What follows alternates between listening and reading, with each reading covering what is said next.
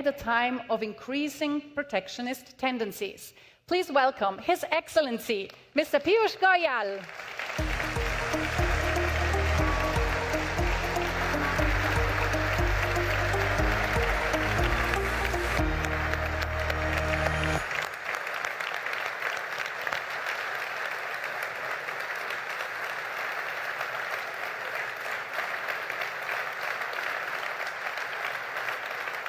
Wow.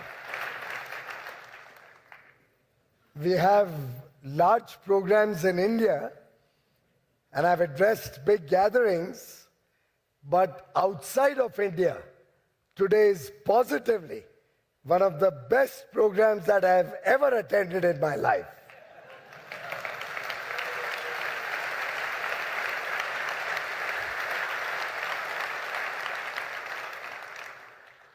His Excellency, my dear friend,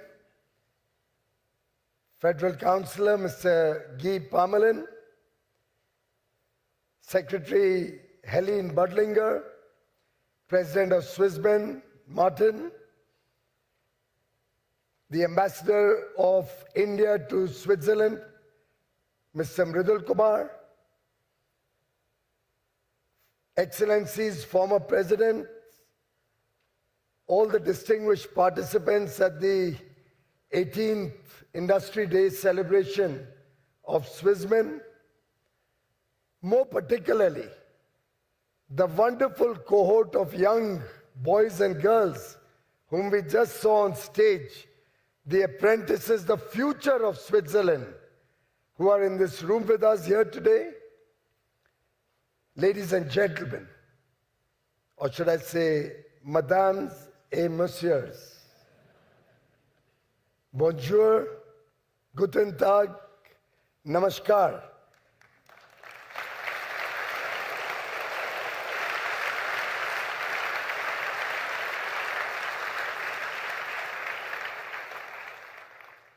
I come to meet you with the aspirations of 1.4 billion Indians.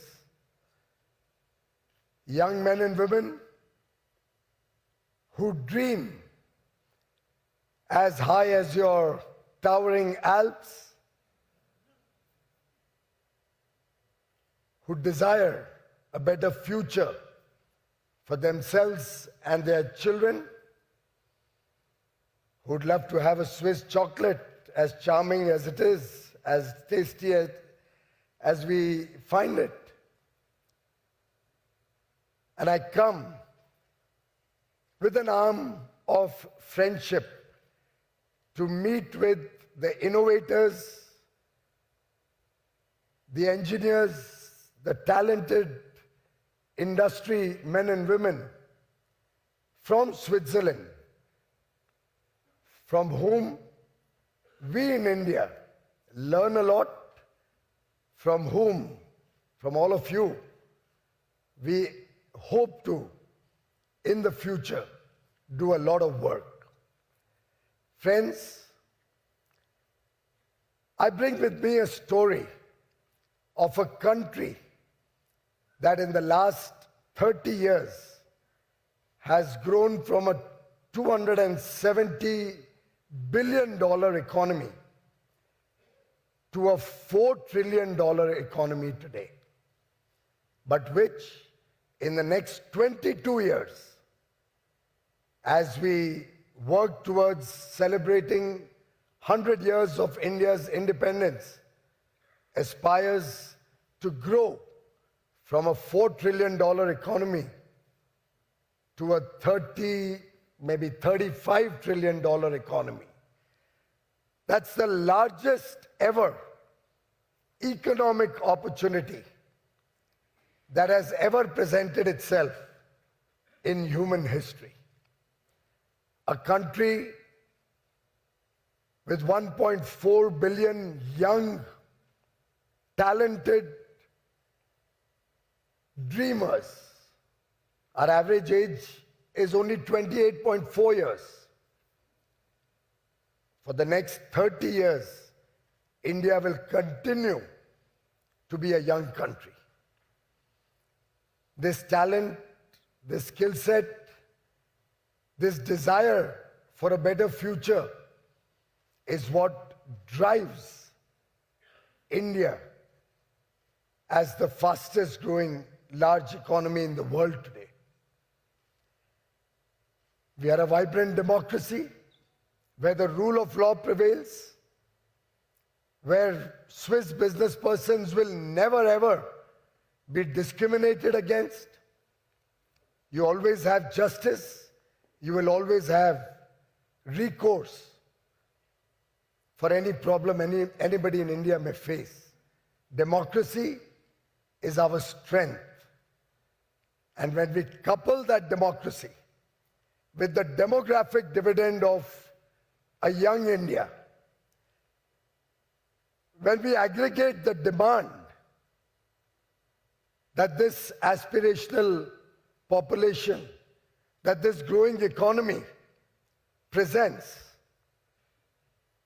when we look at the diversity across India, when we recognize that India is a dependable country, a trusted partner for all of you, and when we see before our eyes a decisive leadership, a government that is listening, a government that acts and acts fast, a government that's willing to change the way people work, the way people think, the mindsets of 1 billion people is very difficult to change. But we look at our people, our economic opportunity as not a challenge, but a very, very great force multiplier for the future. This democracy, this demographic dividend, this diversity, this demand, this dependability, and this decisive leadership is not just a 3D story, but 3D square. And therefore, when I heard that this agreement between Switzerland and India was 16 years in the making, I thought I must set the context right. While it was initiated when you were the President, Excellency, in 2008, we saw a hiatus, a stop, a break, I think 12 years ago. It was only, and I would give full credit for that to my elder brother, Guy Parmelin. It was only when he initiated this dialogue, post-COVID, barely 3 years ago, and we started talking again. And with a person as polite, a thorough gentleman as Mr. Guy Parmelin, with a lady as perseverant as your secretary, Helene Budlinger, and I must acknowledge today, with a counselor as persuasive as Nick Gugger, who's in a way also an ambassador of Switzerland and India. There was no way this agreement could not have happened.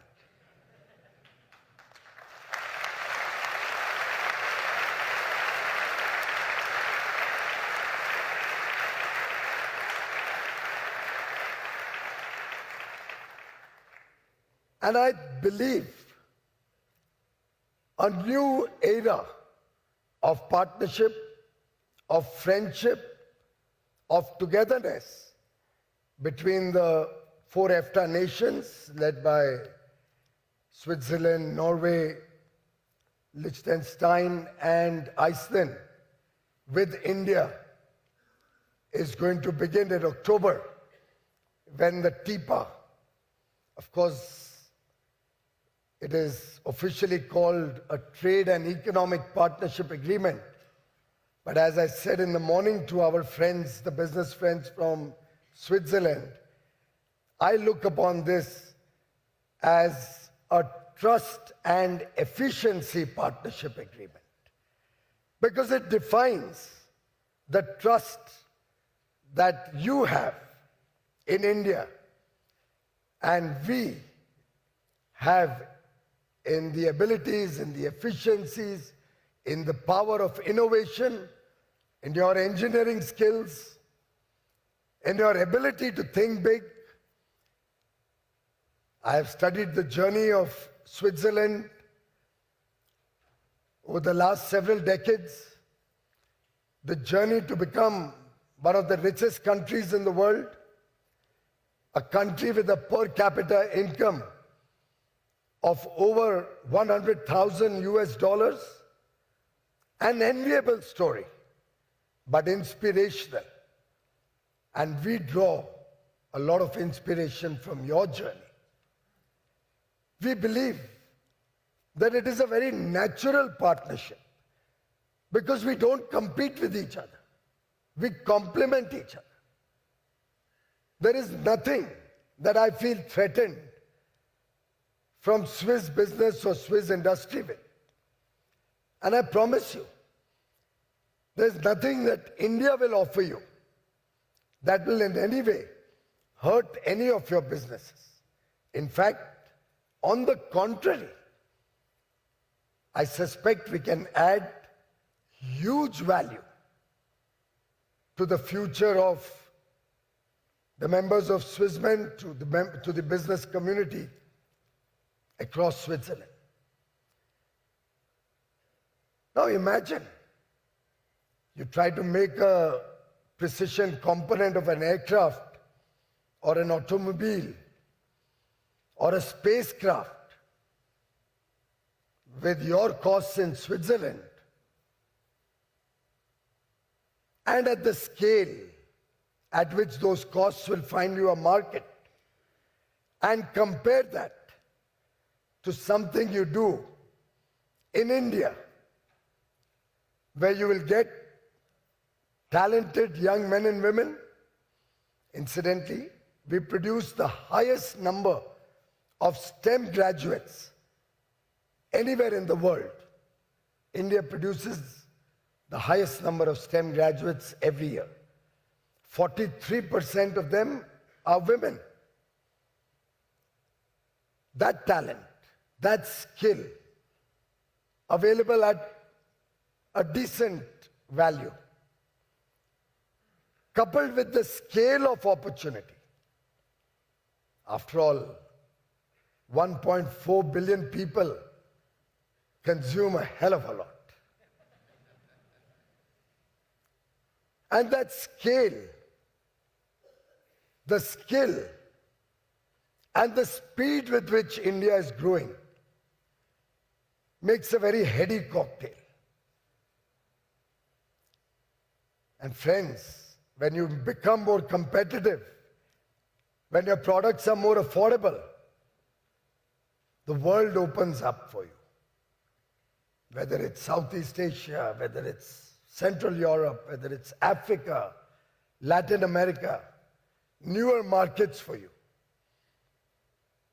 When you produce in India and sell in Europe, sell in other developed nations, you can beat your competition. And therefore, this is an opportune moment to rededicate ourselves to growth, to bigger numbers, to look at a much bigger vision for your businesses. I particularly invite the SME sector of Switzerland, a sector which, largely family-owned, is in a cozy comfort zone. Pardon me for saying that. Many of you may never have visited India. And I think, Ambassador, we should seriously look at a tourism corridor between Switzerland and India too. I invite you as tourists, I invite you as business persons. Come and see how the country is changing. Many of you may have visited India as backpackers 20 or 30 years ago. I think Martin told me he last went there 5 years ago. 5 weeks ago, okay. But it's a great journey to see how the country has evolved in the last decade. It'll give you a confidence of the future that we aspire for. After all, if one was to look at the numbers, in the last 10 years, India has added about 80 new airports, growing from 74 commercial airports to 158 now. A new one is coming up in partnership with Zurich Airport. India's port capacity has doubled. Our national highways and expressways are today no less than a German Autobahn. We've added 104 new inland waterways. Our power generation capacity has more than doubled. Our solar energy, the clean, renewable energy that we produce, has grown nearly 50 times. In terms of infrastructure and infrastructure-led growth, the government itself spends $125 billion every year on infrastructure investments, giving a multiplier impact to the India growth story. Of course, a massive effort towards inclusive growth, and we've just seen the World Bank of India come out with its latest statistics. Extreme poverty in India has reduced by 270 million people in the last 11 years, down to barely 5%, which we'll eliminate in the next year or two. Last 10 years have been a combination of welfare, so that the last man at the bottom of the pyramid can get a better quality of life, a better future for their children. Consumption-led growth on the back of a growing economy, growing incomes, a growing middle class. Investment-led growth, given the massive investments in infrastructure. Growth in manufacturing, as well as growth in technology. India today stands ready and willing to open its arms and invite all of you to come and work in India, come and do business in India, leverage the many opportunities that this country of this size offers, experience a country coming out of the shadows and finding its rightful place in the comity of nations. A country which in the last 10 years grew from the 11th largest GDP in the world to now the 5th largest by 2025 end or early 26, the 4th largest GDP in the world. By 2027, the 3rd largest GDP in the world. Wishing to soar ahead, wishing to meet the big, hairy, audacious goals that our people have set for themselves. A country on the move, country full of opportunity, and towards that end, I think this trust this efficiency partnership, the TIPA, is just the beginning. When we talk of $100 billion investment into the country, I believe it's an opportunity for you to leverage that large market and from there, the world market. Early movers get an advantage. And we stand ready to do whatever it takes to make your journey in India smoother, to facilitate your entry, to partner you, to handhold you. In fact, I've suggested we could even create a Swiss enclave, an area dedicated for Swiss businesses. Possibly have a Swiss hotel there. Have a school, have a college, have a technical institute run there. We've already talking to one of your colleagues to set up a robust apprenticeship program similar to the one we celebrated earlier today. We would like to make you feel comfortable in India, feel at home. And therefore, ladies and gentlemen, I have come here with a personal invitation to each and every one of you and every member of Swissmem, every business person across the country, or for that matter, for every citizen of Switzerland.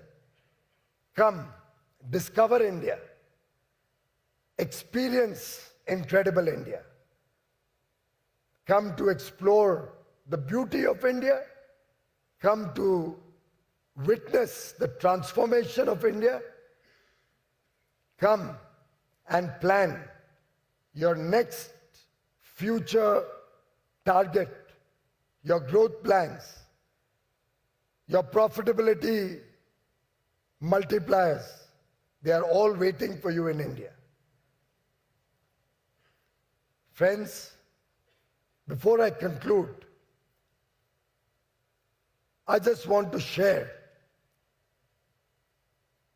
how enjoyable it was in working with your government. I was seeing the film that was put up just when we came into this room.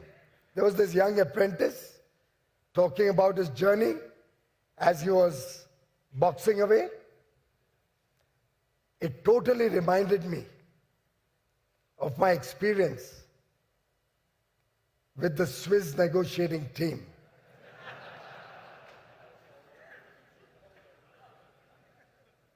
Everywhere I go, I'm being blamed for being a tough negotiator.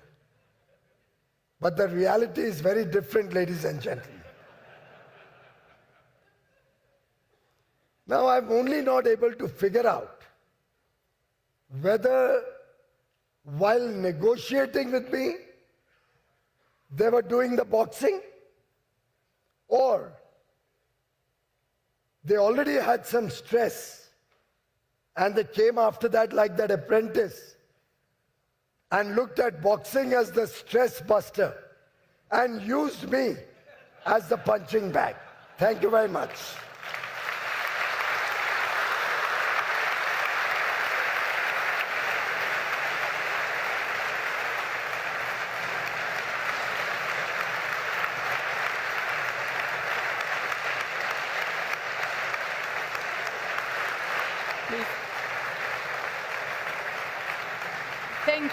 Thank you very much. Thank you very much, Honorable Minister Goyal. We proceed to a very, very brief Q&A session. The EFTA states, including Switzerland, are the first in Europe to conclude such a comprehensive free trade agreement with your country. Why did Switzerland and the EFTA states more broadly receive this kind of priority? What made this partnership stand out for your government? Please, have your water first.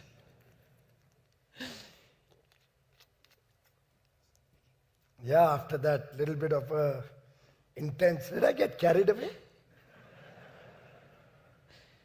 Maria, I think I'm really proud that the first agreement happened with Switzerland and your other three partners.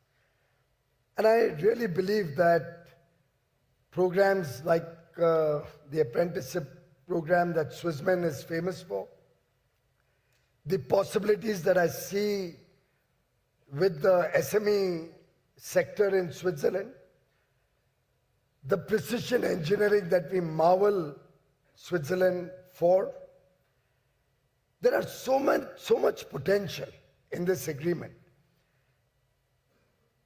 that we put in also our best effort that this should be the first agreement with the various agreements we are negotiating with European countries. Incidentally, subsequently, we finalized an agreement with the United Kingdom, which was announced last month. I believe now I have the North, I have the South. Center should not be very far away. And I think at the aggregate, working with Europe will help us in India learn from all of you. And I think this particular apprenticeship program is something which truly excites me a lot. Let's talk briefly about the geopolitical changes that are happening. What is your view on these geopolitical changes? You know, there are going to be challenges in everybody's life. We in India look at every challenge, every crisis as an opportunity. So I'm not really very concerned about what's happening in the world. I believe this will open up new vistas of opportunity for India. I'm looking at the way we can increase business across the world.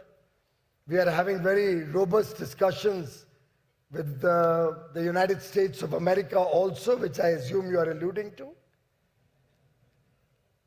With the three important agreements of Europe, hopefully done in the next month or two, with our agreements with different countries of the Middle East and Australia, now with New Zealand soon, Peru and Chile negotiations are also progressing fast. India is today coming out of the shadows. And in this situation, any turbulence in the rest of the world will hurt India less than it will hurt the rest of the world. Because we have a big runway of growth ahead of us. We provide the opportunity that will help the entire world in their future plans. So, well, this geopolitical situation, to me, is only going to be a huge opportunity for India to leverage. Thank you very much, Honorable Minister Goyal. We would now like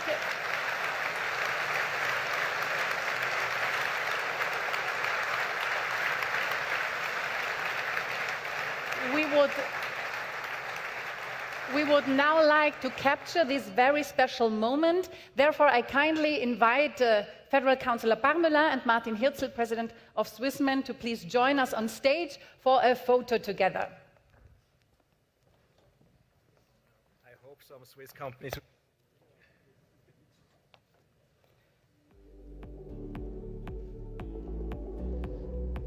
Vielleicht geht es mit Applaus noch ein bisschen besser. Vielen Dank.